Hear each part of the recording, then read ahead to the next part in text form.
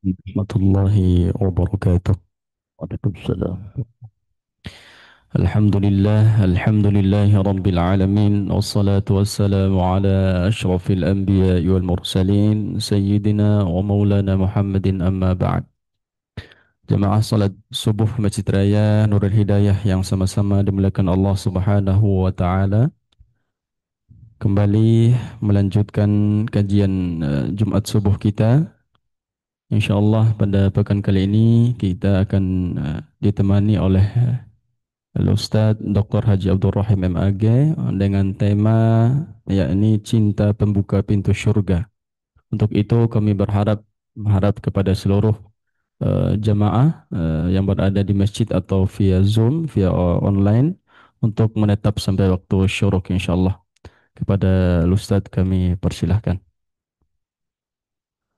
Assalamualaikum warahmatullahi wabarakatuh. Kayaknya kena ini.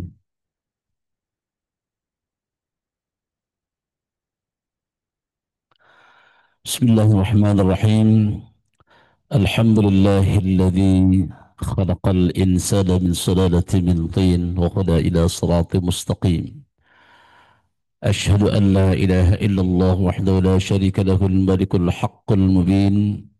Wa ashhadu anna sayyidana Muhammadan abduhu wa rasuluhu sadiqul wa'dil amin. سبحانك لا علم لنا إلا ما علمتنا إنك أنت العليم الحكيم رب اشرح لي صدري ويسر لي أمري واحلل عقدة من لساني يفقه قولي رضيت بالله ربا وبالإسلام دينا وبمحمد النبي ورسولا ربي زدني علما وارزقني فحما. Hadirin kalamul muhtaram, para ulama, para guru, para ustadz, wabil khusus segenap pengurus jajaran pengurus Masjid Raya Nurul Hidayah, Bapak Haji Muhammad Saleh, Kolonel Purnawirawan, Bapak Dr. Zunaidi dan teman-teman semuanya seluruh jajaran DKM Masjid Raya Nurul Hidayah, juga jamaah sekalian Bapak Ibu yang saya muliakan. Alhamdulillah kita bersyukur kepada Allah atas karunia-Nya. Allah izinkan hari ini dapat menjalankan sebagian kewajiban kita sebagai muslim muslimah, salat subuh berjamaah di awal waktu di tempat yang paling mulia di muka bumi, di rumahnya, di rumah Allah Subhanahu wa taala. Teriring doa mudah-mudahan seluruh rangkaian ibadah kita sepanjang malam sampai fajar, sampai subuh ini semoga semuanya diterima oleh Allah Subhanahu wa taala dan kelak akan menjadi teman teman setia di saat semua meninggalkan kita. Akan ada hari di mana tak ada yang menemani kita. Yauma la yanfa'u malu wala banun illa man atallaha biqalbin salim. Akan ada hari ketika anak dan harta tak lagi ada manfaat, kecuali hanya mereka yang datang kepada Allah dengan hati yang salim, hati yang tenang. Siapa orang yang hati yang tenang? Tentu mereka orang-orang yang datang kepada Allah dengan membawa bekal yang cukup. Ibarat orang jalan, ketika ongkos kita cukup, tentu perjalanannya nyaman. Kenapa? Karena ongkosnya cukup, duitnya cukup.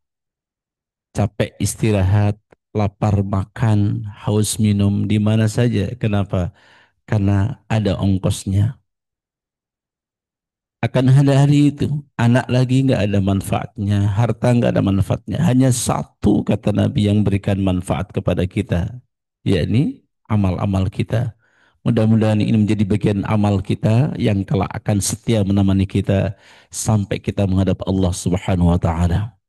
Salatullah salamullah semoga tetap terlimpahkan kepada junjungan kita baginda Nabi besar Muhammad sallallahu alaihi wasallam, keluarga, sahabatnya dan seluruh pengikutnya yang tetap istiqamah, tetap setia kepada jalan risalah-risalahnya.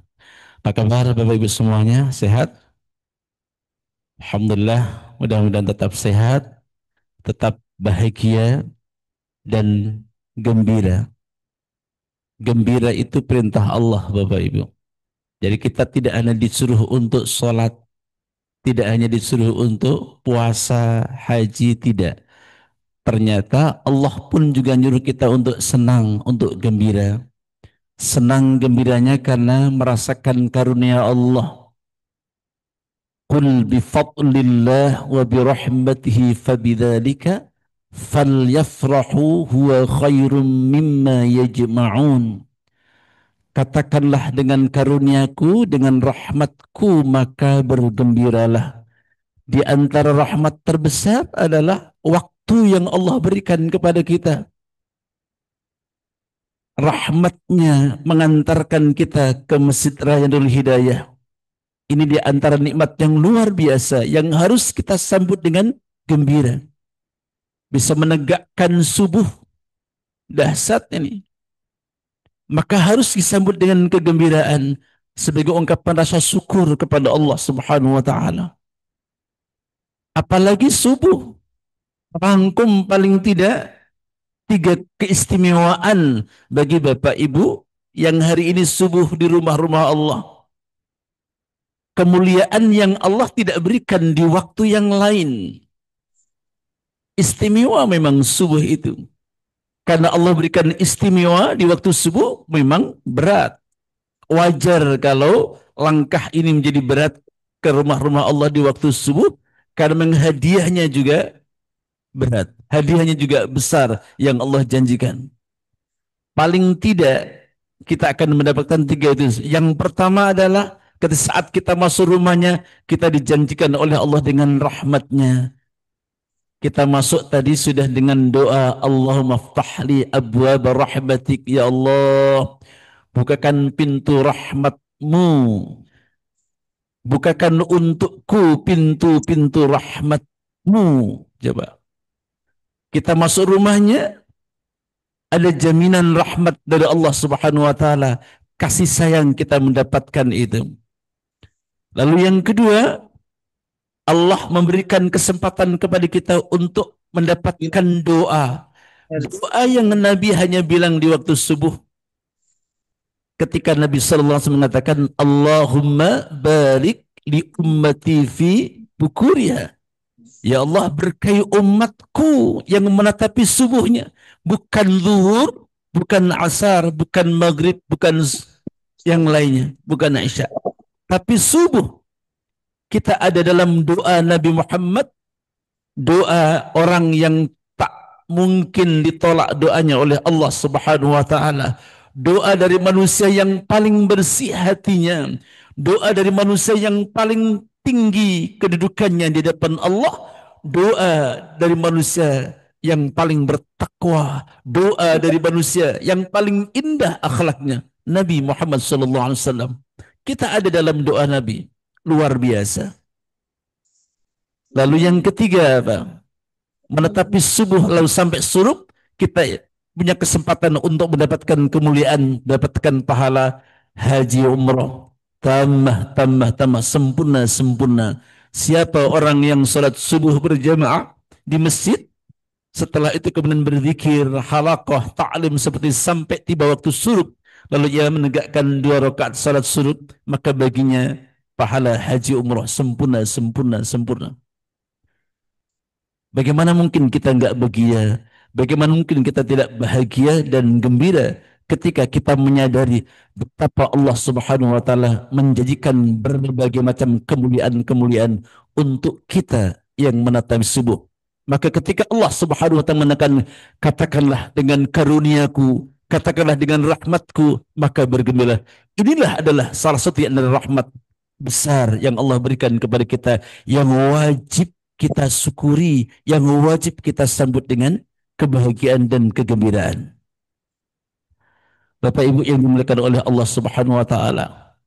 Di antara nikmat yang luar biasa yang Allah sampaikan kepada kita. Misalnya surah Ibrahim ayat kelima misalnya. Allah Subhanahu wa taala mengatakan wa dzakirhum bi ayyamillah dan berikanlah peringatan kepada mereka akan hari-hari Allah. Inna fi dzalika la ayatin likulli sabbarin syakur. Sesungguhnya di hari-hari Allah terdapat tanda-tanda kebesaran Allah bagi mereka orang-orang yang sabar, orang-orang yang bersyukur. Para ulama menafsirkan ini salah satunya adalah di antara nikmat terbesar hari-hari Allah yang Allah berikan kepada alam semesta ini adalah kelahiran baginda Nabi Muhammad sallallahu alaihi wasallam. Hadirnya Nabi Muhammad sallallahu alaihi wasallam adalah di antara nikmat terbesar. Sayyid Muhammad Alawi Al-Maliki menyatakan salah satu di antara hujjah kenapa kita harus gembira, kenapa kita harus bersyukur, senang sekali terhadap kelahiran Nabi adalah ayat ini. Tak ada nikmat yang melampaui hadirnya Nabi Muhammad sallallahu alaihi wasallam. Nikmat iman Islam yang Allah berikan kepada kita diajarkan oleh Nabi Muhammad sallallahu alaihi wasallam.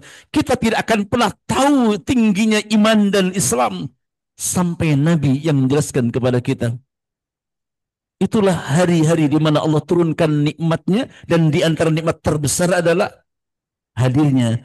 Allah hadirkan Nabi Muhammad sallallahu alaihi wasallam yang misi utamanya adalah membawa rahmat, membawa kasih sayang di alam jagat raya ini. Wa ma arsalnaka illa rahmatan lil alamin. Dan aku tidak diutus oleh Allah ke muka bumi kecuali untuk menyampaikan, untuk membawa rahmat, kasih sayang pada alam jagat raya ini. Bapak Ibu yang dimuliakan oleh Allah Subhanahu wa taala, di antara kasih sayang yang disampaikan oleh Nabi kepada kita semuanya adalah bagaimana kewajiban Bapak Ibu dan kita semuanya ingin meraih cinta. Cinta yang akan mengantarkan kita ke dalam surga Allah Subhanahu wa taala. Karena Nabi memberikan cinta yang full kepada kita. Hadirnya Nabi membawa kasih sayang rahmatnya bukan hanya di level dunia. Keinginan terbesar Nabi Muhammad SAW adalah selamatnya umatnya, bahkan termasuk di antara orang-orang para pendosa-pendosa besar sekalipun. Teringat satu riwayat ketika Jibril datang kepada Nabi memberikan berita bahwa di antara umatnya nanti ada yang menjadi penghuni neraka. Di antara umatnya nanti akan ada yang menjadi penghuni neraka. Duka yang luar biasa dari Nabi. Nabi bersujud, bahkan dalam riwayat itu 2-3 hari. Dibangkitkan dari sujudnya oleh siapa? Oleh suara adzan Bilal. Ketika Bilal adzan baru bangkit untuk memimpin salat berjamaah. Setelah itu kemudian kembali ke rumah untuk sujud lagi. Untuk apa? Meminta perhatian kepada Allah Subhanahu wa taala. Goyang hati Nabi. Duka yang luar biasa.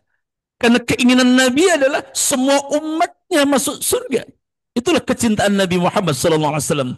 Maka di antara karakter yang Allah sampaikan kepada kita tentang Nabi adalah azizun alaihi ma alittum harisun alaikum bil mu'minina raufur rahim.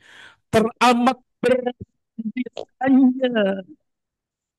Nabi betul merasakan betul berat penderitaan atas umatnya. Jadi Nabi kalau mendengar umatnya sengsara, kalau mendengar umatnya terluka, maka dialah orang yang paling berat merasakan penderitaan itu. Maka ketika Jibril menyampaikan kalau ada umatmu yang masuk neraka Muhammad, duka yang luar biasa. Itulah rahmat hadirnya Nabi, memberi rahmat hingga akhirat. Bahkan kelak ketika Nabi Muhammad diberikan hak untuk membuka surga, karena surga tak akan terbuka kecuali Nabi Muhammad. Tidak Nabi Adam, tidak Nabi Nuh, Musa dan Isa yang bisa membuka surga. Hanya Nabi Muhammad yang membuka pintu surga. Ati baba yaumal qiyamah fastaftahu. Kelak di hari kiamat kata Nabi, Aku akan datang di pintu-pintu surga. Lalu aku meminta pintu surga itu untuk dibuka. Fayaqul khazin. Lalu penjaga pintu surga itu bertanya, Man atta? Siapa engkau? Enak-enak saja nyuruh-nyuruh saya buka pintu surga. Ternyata dia belum tahu yang datang siapa. Dia bukan Ridwan, tapi anak buahnya. Lalu Nabi Muhammad mengatakan, Ana Muhammad. Saya Muhammad. Kaget dia. Lalu penjaga pintu surga mengatakan, sungguh aku tidak pernah diperintahkan oleh Allah untuk membuka pintu surga ini sebelum engkau yang meminta ya Rasulullah. Ini ada dalam Mukhtaluk Hadis karya dalam kitab Mukhtaluk Hadis nomor 1. Hadis nomor 1 dikutip oleh Imam Syekh Ahmad Al-Hashimi tentang hadis ini. Nabi Muhammad kemudian dibukakanlah pintu surga. Apakah Nabi kemudian masuk ke dalam surga? Tidak. Coba. Karena cintanya kepada umatnya tidak kemudian langsung pada dipersilakan. Silakan engkau ya Rasulullah menikmati surga. Tidak. Nabi ingin memastikan umatnya. Nabi ingin memastikan umatnya yang masuk surga. Maka di antara berita gembira yang disampaikan oleh Allah lewat Jibril kepada Muhammad SAW adalah surga tak akan dimasuki oleh siapapun sebelum umatnya Nabi Muhammad terlebih dahulu. Ini yang membuat Nabi senang dan gembira. Bapak Ibu yang dimulakan oleh Allah Subhanahu wa taala. Ini cinta Nabi kepada kita. Maka Allah Subhanahu wa taala menggaransi tak akan bisa Bapak, Ibu, dan saya masuk ke dalam surga sampai kita bisa membalas cinta Nabi itu. In kuntum tuhibbunallah fattabi'uni yuhibbukumullah wa yaghfir lakum Katakanlah ya Muhammad kepada mereka yang bertanya kepada engkau tentang bagaimana mencintai Allah, bagaimana mencintaiku, kata Allah. Apa? Apa syarat kita mencintai Allah yang akan bisa membuka pintu surga? Fattabi'uni. Sungguh sekali-kali engkau tidak akan pernah sampai kepada cinta kepada Allah sampai engkau mengikutiku, sampai engkau mencintaiku. Itu jaminan Allah untuk Nabi, untuk kecintaan kita kepada Nabi yang akan bisa membuka pintu surga. Sekali lagi, akan pernah pintu surga terbuka kepada kita hingga kita mencintai Allah, mencintai Nabi Muhammad sallallahu alaihi wasallam. Sebuah hadis sahih riwayat Imam Bukhari Muslim. Pesertanya cuma 10 pesertanya deh. Suatu ketika dalam kajian kayak gini, ada dua riwayat. Yang pertama dalam kajian seperti ini, tiba-tiba di belakang ada Al-A'raf. Orang Arab baru tanya, angkat tangan. Ya Rasulullah, mata sa'ah. Wahai Nabi, kapan datangnya kiamat itu? Yang hadir semuanya kaget. Ini sembarangan saja tanya. Dia bukan sahabat-sahabat besar yang dikenal oleh teman-teman yang biasa hadir di situ. Tapi orang kampung.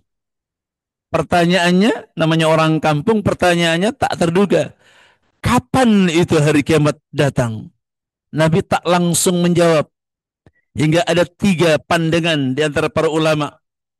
Yang pertama, Nabi enggak dengar pertanyaan orang kampung tadi.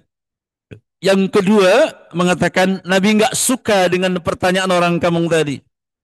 Yang ketiga, Nabi menangguhkan jawabannya sampai Nabi selesai menjelaskan pelajaran hari itu.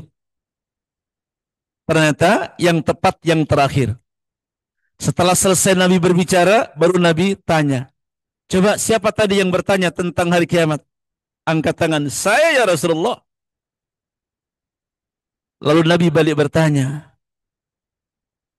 Apa Apa yang sudah engkau persiapkan untuk datangnya hari kiamat itu? Kepada yang bertanya, Nabi balik bertanya, apa yang sudah engkau persiapkan untuk datangnya hari kiamat itu? Maka Al-A'rab tadi ketika ditanya oleh Rasulullah seperti itu, dia menjawab, aku tidak punya bekal apa-apa ya Rasulullah, kecuali hanya salatku biasa saja, ibadahku biasa saja. Sedekahku tak banyak karena aku bukan orang kaya, tapi aku sangat mencintai Allah dan mencintaimu ya Rasul. Itu kalimat yang meluncur dari Arab Badui tadi. Yang tadinya membuat sahabat-sahabat itu takut, khawatir kalau Nabi akan marah dengan pertanyaan itu. Ternyata kalau kita membaca riwayat ini, semua kemudian disenangkan dengan pertanyaan orang Badui tadi. Setelah mendengar jawaban Nabi, jika benar yang kau ucapkan itu, Nabi katakan, al-mar'u ma'aman ahta ilaih. Seseorang kelak akan dikumpulkan bersama orang yang ia cintai. Apa maksudnya? Kalau engkau betul-betul mencintai Allah dan mencintaiku, maka engkau adalah min ahlil jannah. Itu yang membuat para sahabat kemudian gembira betul dengan pertanyaan sahabat itu. Senang yang tadinya mereka nggak suka dengan pertanyaan itu, maka sampai hari kiamat hingga kita hari ini pun mendapatkan berkah atas pertanyaan orang Arab tadi. Ternyata di antara kunci terbesar untuk masuk surga adalah saat Bapak, Ibu, dan saya bisa menunjukkan cinta kita kepada Allah, cinta kita kepada Nabi Muhammad SAW. Dengan amal-amal yang dikemukakan orang tadi, amalku cuma sedikit ya Rasulullah, ibadahku cuma sedikit, sedekahku sedikit, karena aku tak banyak harta, tapi aku sangat mencintaimu ya Nabi. Nabi jawaban indah. Satu riwayat yang lain senada sahih, dalam perjalanan Nabi masih di atas untanya, di atas kendaraannya, berjumpa dengan Arab Badui, dan ia langsung dengan agak lancang, saya ulangi, dengan agak lancang bertanya dan tidak menyebut Rasulullah. Wahai Muhammad, coba kaget sahabat yang mengelilingi Rasulullah, kaget, ditegur itu. Kamu yang sopan, kamu kenapa kamu panggil Rasulullah dengan namanya? Tidak boleh seperti itu, dan tidak boleh mengencangkan suara, tidak boleh mengeraskan suara itu, nggak sopan, kata sahabat-sahabat yang keliling Nabi. Nabi pun menoleh dengan senyuman. Lalu Nabi bahkan mengatakan, kemari, coba. Nabi tersinggung? Tidak. Nabi tahu kualitas dia. Dia orang kampung yang boleh jadi tata keramanya belum setinggi sahabat-sahabat itu. Nabi bilang, kemari kamu. Disuruh datang, mendatangi Nabi. Nabi masih di atas unta kemudian turun. Coba, apa yang engkau sampaikan? Apa kata Arab baru tadi? Baru setelah itu dia mengatakan, wahai Nabi. Kalau tadi mengatakan, wahai Muhammad, sekarang mengatakan, wahai Nabi. Bagaimana kalau ada seorang yang sangat mencintai satu kaum, tetapi dia tidak beramal seperti kaum yang ia cintai itu? Nabi pun senyum dengan menjawab jawaban yang sama dengan hadis yang tadi. Al-mar'u yuhsyaru ma'man ahabba ilaih. Beda redaksi sedikit. Kalau yang pertama tidak ada kalimat yuhsyaru. Yang kedua ada redaksi kalimat al-mar'u yuhsyaru ma'man ahabba ilaih. Seseorang kelak akan dikumpulkan bersama orang-orang yang ia cintai. Itu pun juga membuat lega. Itu pun juga membuat bahagia para sahabat. Sampai hari ini pun itu pun juga membuat kita senang sekali. Ternyata di antara pembuka pintu surga adalah mahabballah wa mahabbah ila Rasulullah. Cinta, cinta kita kepada Allah. Hingga Nabi Muhammad SAW dalam sebuah hadis yang diriwayatkan oleh Imam Muslim mengatakan, la yu'minu ahadukum hatta akuna ahabba ilaih min waladihi wa walidihi wan nasi ajma'in. Tak sempurna iman ibu, iman bapak, iman saya. Tak sempurna iman kita hingga kita menempatkan cinta kita kepada Nabi Muhammad melampaui kecintaan kita kepada ayah kita, ibu kita, anak kita, bahkan kecintaan kita kepada seluruh manusia. Bapak Ibu yang dimuliakan oleh Allah Subhanahu wa taala, maka di antara kata kuncinya adalah bagaimana sekarang kita mencintai. Itulah yang akan membuka pintu surga bagi kita. Tanpa itu tak akan pernah terbuka surga untuk kita. Sekali lagi, tanpa itu Ibnu Katsir ketika menafsirkan ayat 31 Al-Baqarah, maaf, Ali Imran. Dalam tafsir Ibnu Katsir mengatakan, bagaimana mungkin orang yang mencintai Allah lalu tidak mencintai Nabi? Ketika Allah Subhanahu wa taala menggaransi, "Fattabi'uni." Mereka yang mengaku mencintai Allah wajib mencintai Rasulullah sallallahu alaihi wasallam. Tak sah cintanya kepada Allah sampai ia mencintai Nabi Muhammad sallallahu alaihi wasallam. Demikian dalam tafsir Ibnu Katsir. Bapak Ibu yang dimuliakan oleh Allah Subhanahu wa taala, maka PR terbesar bagi kita sekarang adalah bagaimana kita mencintai Nabi. Bagaimana Bapak Ibu dan saya menunjukkan cintanya di waktu singkat. 3 poin. Pertama, tanda cinta kita kepada Nabi adalah banyak menyebut namanya. Orang Arab mengatakan man ahabba syai'an kathura dzikrahu.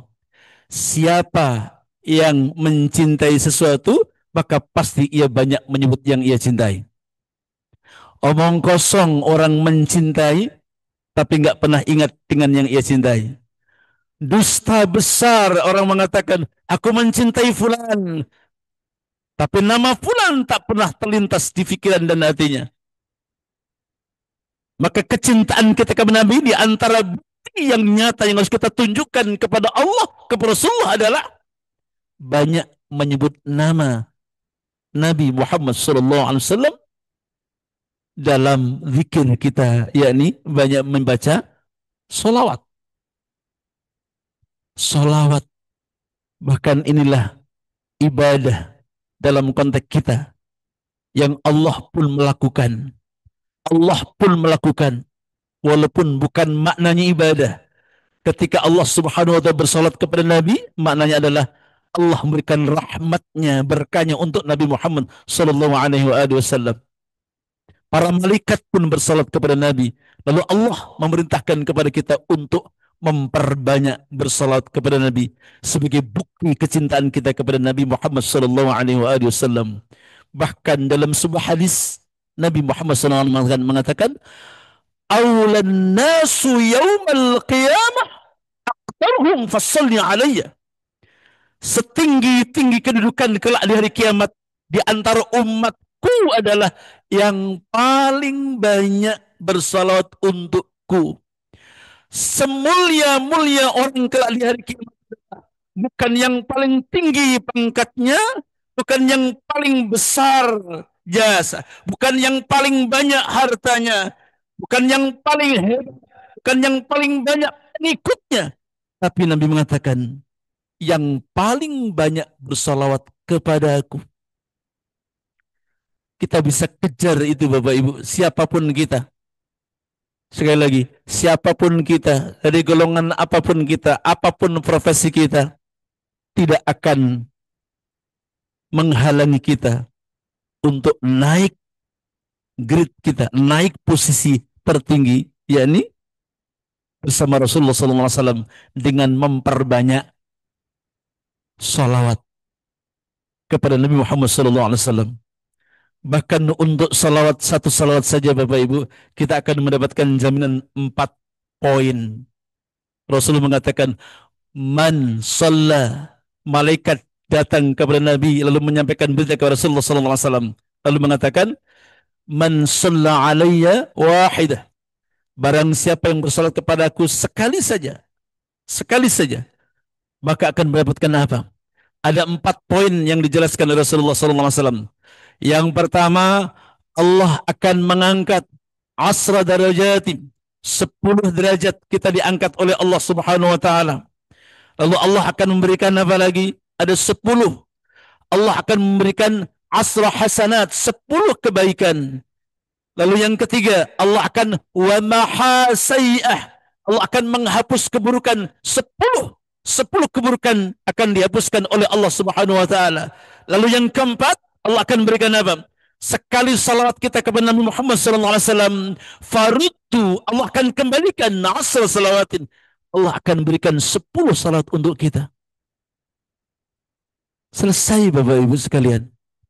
Dengan salawat sesungguhnya di situ ada berkah, di situ ada rahmat dari Allah Subhanahu wa taala. Mereka yang dekat dengan Allah, dengan Rasulullah lewat salawat, merenungi salat, membangun kecintaan kita kepada Allah dan Rasulullah, sesungguhnya aman sudah.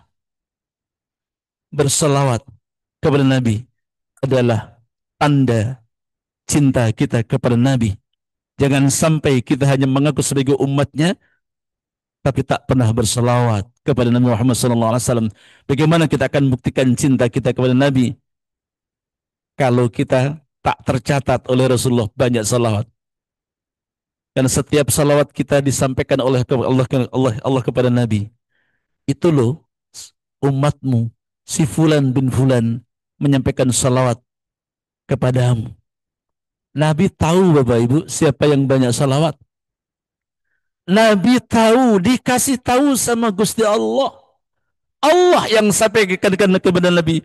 Dia Fulan bin Fulan ya Rasul bersalat kepadamu. Tahu.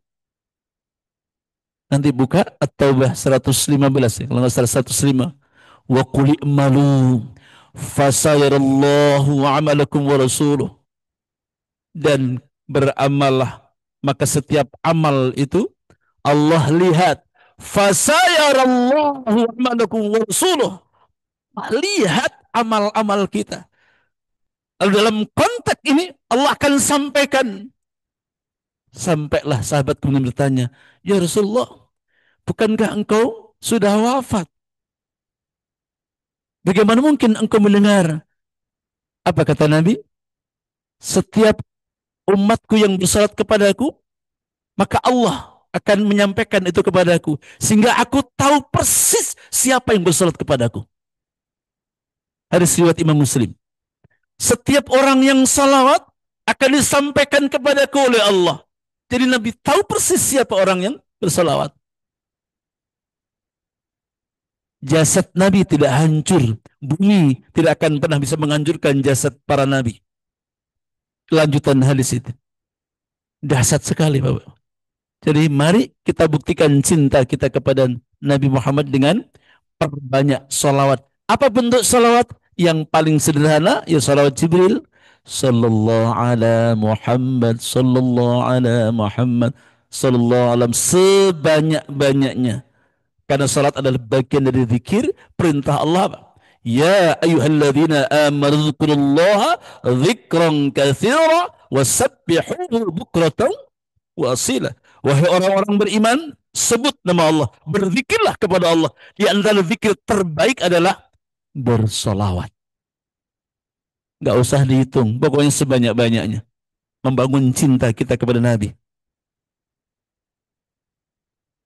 Habib Mundhir Al-Musawwa, kalau belum dihapus di Google itu, saya pernah baca berapa kali dia tidak pernah terlap tidur sampai 9.000 kali bersolawat kepada Nabi.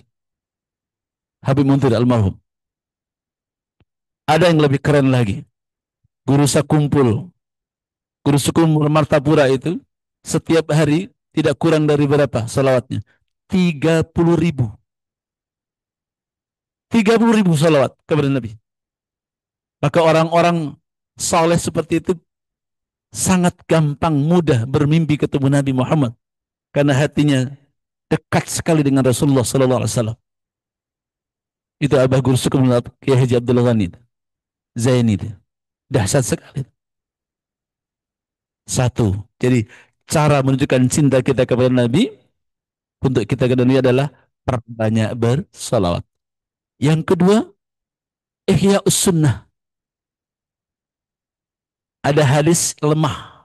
Sekali lagi, ini hadis kualitasnya dhaif. Diriwayatkan oleh Imam At-Tirmidzi. Diriwayatkan oleh Imam At-Tirmidzi, tapi karena ada di antara sanadnya itu ada celah, maka para ulama mengatakan ini hadisnya lemah, tapi tetap boleh dipakai karena didukung oleh hadis-hadis yang lain. Maka hadis dhaif ketika diriwayatkan oleh beberapa riwayat naik kualitasnya menjadi hadis hasan. Hadisnya sudah sangat masyhur. Ya, sangat masyhur sekali. Yang berbunyi, "Man ahya sunnati faqad habbani wa man ahabbani kana ma'i fil jannah." Barang siapa yang menghidup-hidupkan sunnahku, maka sungguh ia mencintaiku. Maka siapa yang mencintaiku, kelak bersamaku di surga. Sekali lagi, ini hadis dhaif. Diriwayatkan oleh Imam At-Tirmidzi. Tetapi karena didukung oleh hadis-hadis yang lain, yang kualitasnya bahkan sahih, maka boleh dijadikan sebagai hujjah rujukan. Maka tanda cinta kita kepada Nabi yang kedua adalah menghidup-hidupkan sunnah. Apalagi dijamin oleh Quran tadi, 31 Ali Imran.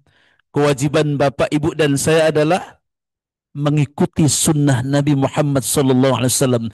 Cinta kita kepada Allah wajib ditunjukkan dengan fattabi'uni, ikuti aku, kata Nabi. Apa sunnah Nabi? Banyak sekali, tak terhitung, tak terhingga sunnah Nabi. Tapi ulama membagi sunnah dalam dua kategori besar, saudaraku sekalian. Pertama adalah disebut dengan sunnah tasyri'iyah. Yang kedua sunnah ghairu tasyri'. Sunnah tasyri'iyah adalah sunnah yang mengikat kita. Ini juga dikemukakan oleh Mahmud Saltut, salah seorang mantan rektor Al-Azhar Universitas. Beliau para ulama membagi dua sunnah. Ada yang sunnah tasyri'i, ada yang ghair tasyri'. Sunnah tasyri'i adalah sunnah yang mengikat kita, yang tidak boleh kita menyelisih Nabi. Harus ikut. Contoh, peribadatan kita, salat kita, puasa, haji, zakat, semua mengikuti. Khudhu, ikuti yang dariku. Ikuti yang dariku. Mengikat kita. Kita tidak boleh menyelisih apa yang disampaikan Nabi. Ini namanya sunnah tasyri'i. Tata cara salat subuh 2 rakaat seperti itu. Zuhur 4 rakaat. Asar 4 rakaat dan seterusnya. Itu tidak boleh menyelisih. Haji pelaksanaan di Mekah. Tidak boleh kita haji tempat yang lain. Tidak boleh menyelisih. Cara berpuasa sesuai dengan yang diajarkan Nabi. Mulai terbit fajar sampai terbenam matahari. Tidak boleh puasa menyelisih itu. Zakat juga demikian. Hitungan zakat mengikuti cara yang diajarkan Nabi. Ini namanya sunnah tasyri'iyah. Sunnah yang disyariatkan, yang mengikat kita. Yang kedua, ada sunnah-sunnah ghair tasri, yang tidak mengikat. Tetapi kalau bapak ibu lakukan demi cintanya kita kepada Nabi, insya Allah berpahala. Tapi tidak harus dilakukan. Contoh, cara berpakaian. Nabi pakai gamis. Apakah semua umat Islam harus wajib pakai gamis? Tidak. Inti pakai baju adalah menutup aurat. Gaya atau model itu budaya. Gamis itu budaya. Karena yang pakai gamis bukan hanya Nabi. Orang kafir pun, Abu Jahal, Abu Lahab pun juga pakai gamis. Maka ini termasuk sunnah yang ghair tasyri'. Tapi kalau bapak ibu melaksanakan dengan niat kecintaan kita kepada Nabi, insya Allah berpahala. Dan pasti berpahala. Karena senang dengan apa yang dilakukan oleh Rasulullah SAW. Lalu apa lagi? Cara makan. Nabi nggak pernah pakai sendok. Tapi ini budaya. Silakan bapak ibu makan pakai tangan, dan Nabi pakai tangan 3 jari. Nanti habis ini makan silahkan misalnya pakai 3 jari, boleh. niat ittiba Nabi insya Allah berpahala. Ya, tapi nggak mengikat. Nanti pulang makan bakso pakai 3 jari repot. Makan sop pakai 3 jari, 2 jam satu mangkok yang nggak selesai. Ini harus cerdas. Ya, akal kita harus berjalan. Ngikutin sunnah, tapi juga harus cerdas. Cara makan, ada yang makan Nabi begitu, boleh kita ikuti. Kalaupun tidak bisa, lalu kita pakai sendok, tidak juga. Tidak juga melanggar, tidak berdosa maksud saya. Lalu apa lagi? Cara tidur Nabi misalnya. Nanti kita lihat itu. Dalam dalail itu. Komplit Nabi itu. Cara berjalan Nabi. Nabi kalau berjalan, tak mudah, gampang tak tengok-tengok. Tegak, ke belakang, ke atas, ke depan. Kalau ketemu dengan orang, tidak pernah bicara sambil menghadap badannya ke arah lain arus, lain arah. Ada orang yang menyapa di sebelah kanan langsung berputar 180 derajat begini. Itu Nabi. Ikuti itu, keren. Penghargaan. Bahkan ketika Nabi berbicara dengan budak sekalipun, tidak pernah bilang begini. Ngomong-ngomong, nggak pernah. Ada orang ngomong di sebelah sini, lalu bilang silakan bicara, nggak pernah. Nabi langsung putar, langsung. Dia merasa dihargai, sekalipun dia bicara dengan orang rendahan. Itulah Nabi. Wa idza khatabahul jahiluna qalu salama. Ketika ketemu dengan orang-orang jahil, orang-orang bodoh, yang muncul lahir dari dini adalah keselamatan. Nyaman orang gitu ketemu dengan Nabi. Senang. Itu akhlak. Kalau mau ngikutin, ikuti itu. Insya Allah berpahala. Ittiba Nabi. Cara berbicara Nabi, Nabi berbicara sesuai dengan siapa yang dihadapi. Nggak terlalu tinggi. Ketika berhadapan dengan orang kampung rendah, bicaranya biasa-biasa saja. Ketika bicara dengan intelek, Nabi sama menyamakan. Itu Nabi. Luar biasa. Ini yang ghairu tasri. Tidak mengikat. Ini harus kita fahami sehingga kita tidak mudah mengklaim orang itu bid'ah itu. Nggak semuanya yang dilakukan Nabi harus kita lakukan kalau memang kita nggak bisa. Tidak mengikat. Nah, ini cara kita menghidupkan sunnah. Tentu sunnah-sunnah yang lain yang harus kita hidupkan masih banyak sekali. Qobliyah ba'diyahnya, sedekah setiap hari misalnya, tahajudnya misalnya, dahsyat sekali. Dan banyak. Dan kalau kita kupas nggak akan pernah selesai. Bahkan kata para ulama, sampai kiamat pun bicara tentang Nabi tidak akan pernah selesai. Saking indah dan mulianya akhlak Nabi Muhammad SAW. Yang terakhir, cara kita mencintai Nabi adalah ikut berjuang mensiarkan ajaran Nabi. Dengan cara apa? Dengan harta kita dan dengan jiwa kita. Membantu syiar Islam. Itu yang kita bisa lakukan. Dengan jiwa, dengan harta dan jiwa kita.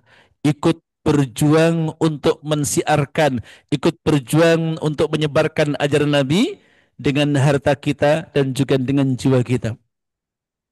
Inilah yang harus kita lakukan untuk membuktikan bahwa aku mencintaimu ya Nabi, dan bukan hanya sekedar omon-omon, tapi dengan bukti 3 tadi.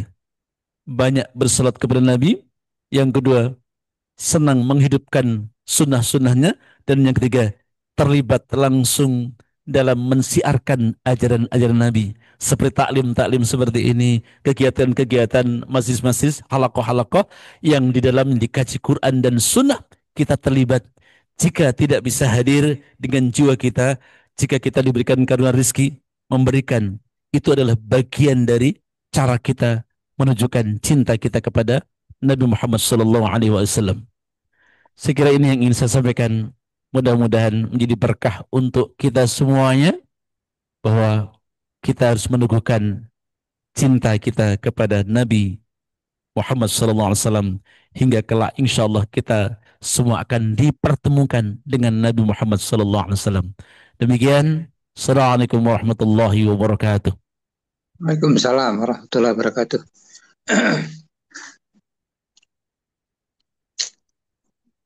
Baik, terima kasih. Untuk selanjutnya, yakni sesi tanya jawab. Kalau ada jamaah yang ingin bertanya, kami persilahkan. Assalamualaikum Pak Ustadz. Waalaikumsalam warahmatullahi wabarakatuh. Wah suaranya yang ya. Dengar Pak. Alhamdulillah. Eh, Pertama tadi dijelaskan kita sebaik-baik ucapan salat kepada Nabi dan salawat kepada Nabi itu akan ada 4 kebaikan yang akan kita terima. Pertama soal sebaik-baik yang sholawat tadi ada hadis lain, tapi apakah itu sahih atau tidak saya tidak tahu persis. Afdalu dzikrun la ilaha illallah. Ya, itu mungkin kaitannya seperti apa.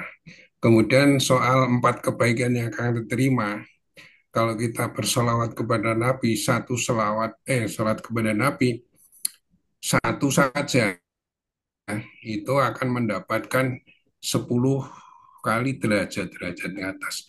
Derajatnya itu derajat seperti apa? Karena kalau orang mati syahid menurut hadis itu masuk surga ada 100 tingkatan. Jadi mati syahid yang murah-murahan juga pasti masuk ke surga. Nah, kedua kan ketiga tadi akan kalau kita mengucapkan sholawat akan 10 kali sholawat bagi kita yang mengucapkan. Yang kurang 1, 4 tadi belum disebut oleh Ustaz. Pertanyaan ke selanjutnya, cinta kepada Nabi itu ada 3 tadi disebutkan, bersolawat kepadanya, sholat-sholat sunnah hendaknya kita laksanakan, terutama sunnah tasriyah, yaitu yang ada syariatnya, dan yang tidak ada syariatnya tapi tidak menyalahi, tentunya tidak menyalahi kesompanan. Yang ketiga, ikut berjuang menyebarkan ajaran Nabi Muhammad SAW. Tentu saja ada persyaratan lain, saya sudah menyebutkan. Artinya kalau semuanya tidak lillahi ta'ala, itu tentunya ya karena ada yang ustadz-ustadz mengajarkan itu, ya mungkin ya wallahualam saya salah. Ada yang memang lillahi ta'ala, ada yang apa benar-benar lillahi ta'ala, ada yang ada persyaratan. Nah, ada ustaz-ustaz sekarang ini kan ada manajernya. Nah, itu kan suka disebut berapa anunya menyediakan. Nah, ini kan juga merusak itikat baik dari ustaz yang bersangkutan. Salahnya manajer atau salahnya ustaz saya nggak tahu. Demikian mohon dijelaskan. Terima kasih. Baik, Bapak, alhamdulillah, luar biasa Bapak pertanyaannya. Yang pertama, afdhalul dzikri fa'lam annahu la ilaha illallah. Sebaik-baik zikir, ketahuilah adalah la ilaha illallah. Betul itu, Pak. Ini khazanah keilmuan. Ya, khazanah keilmuan.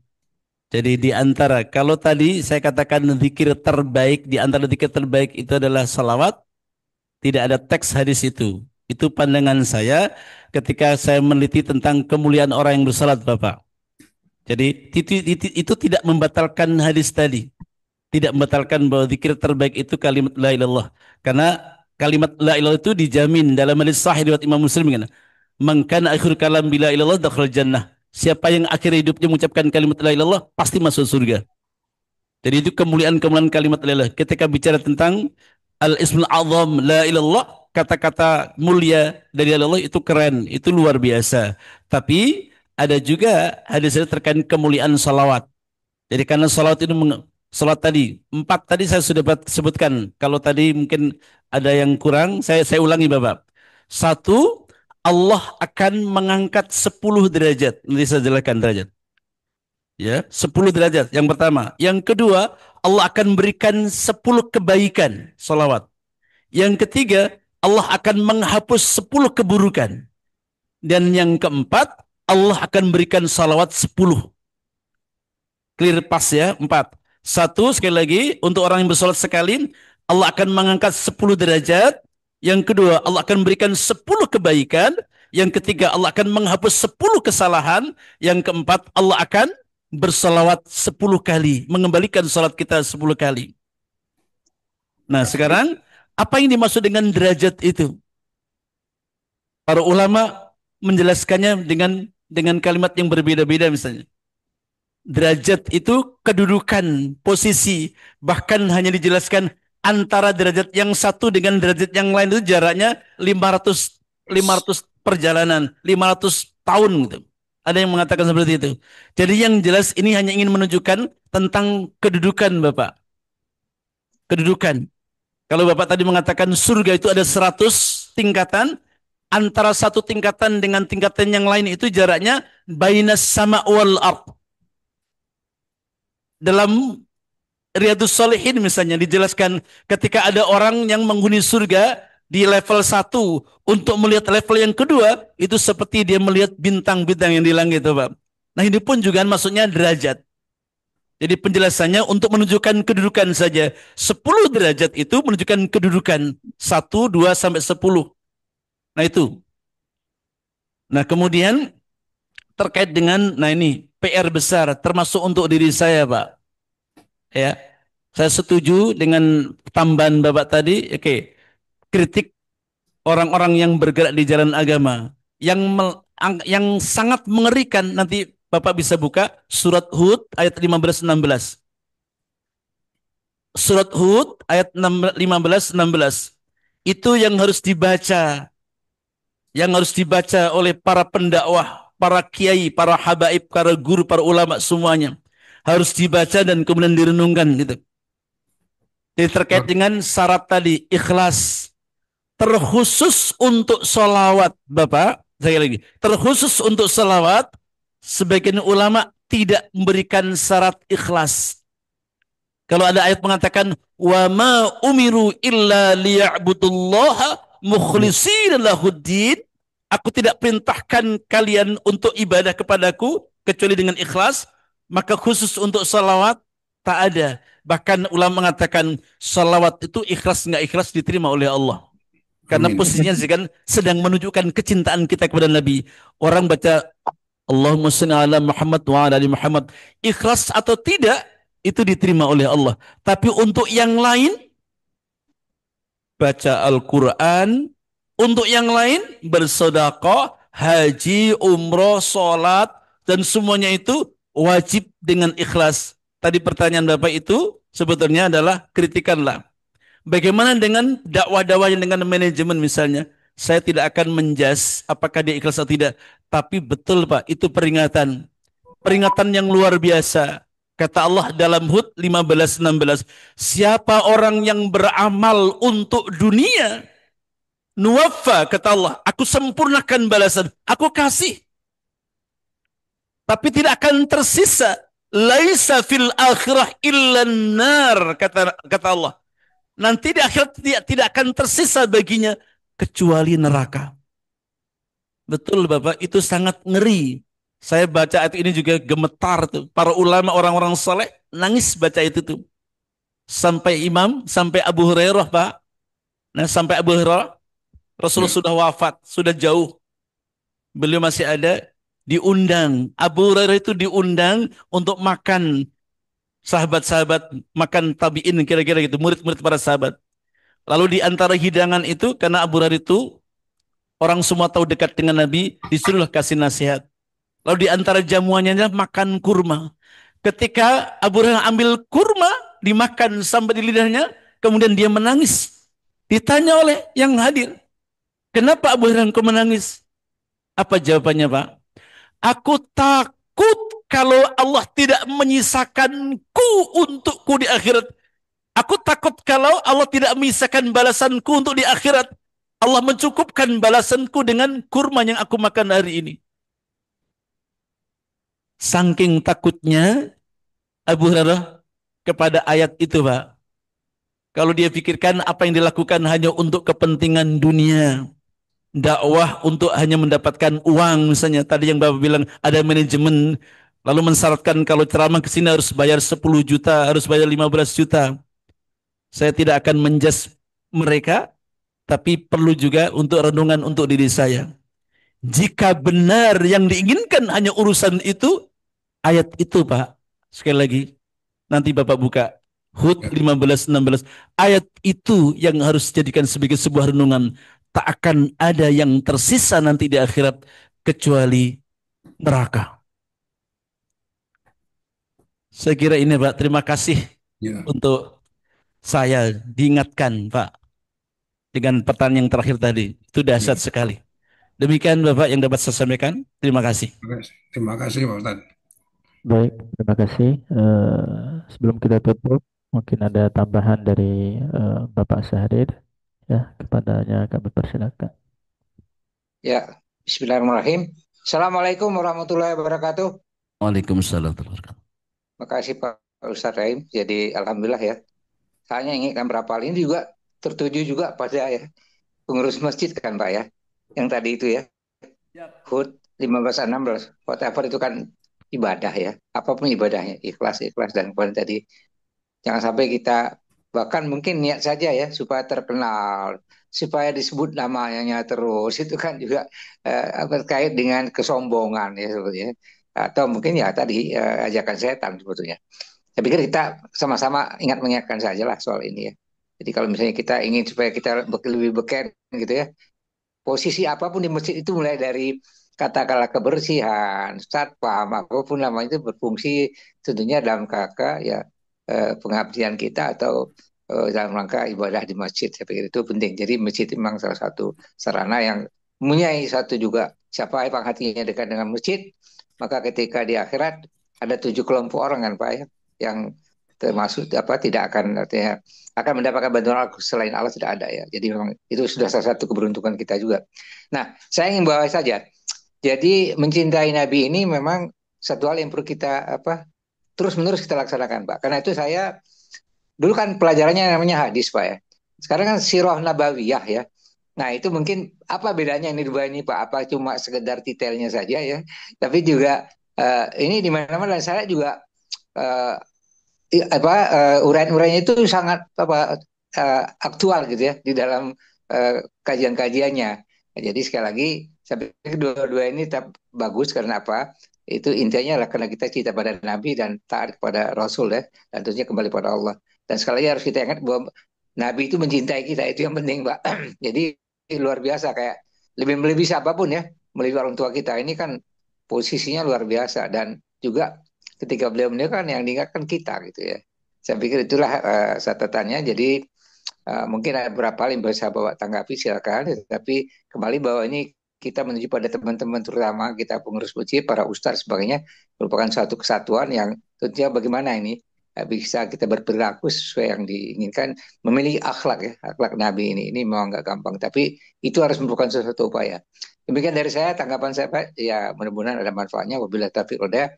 Assalamualaikum warahmatullahi wabarakatuh. Waalaikumsalam Waalaikumsalam warahmatullahi warahmatullahi wabarakatuh. Baik, wabarakatuh. terima kasih pada jamaah yang ikut hadir pada kajian ini. Mari sama-sama kita tutup dengan doa kafaratul majelis. Subhanakallahumma wa bihamdika Subhanakallahumma asyhadu an la ilaha asyhadu an illa la anta ilaha astaghfiruka wa atubu astaghfiruka wa ilaik. atubu ilaik. Wassalamualaikum warahmatullahi wabarakatuh. Waalaikumsalam warahmatullahi wabarakatuh.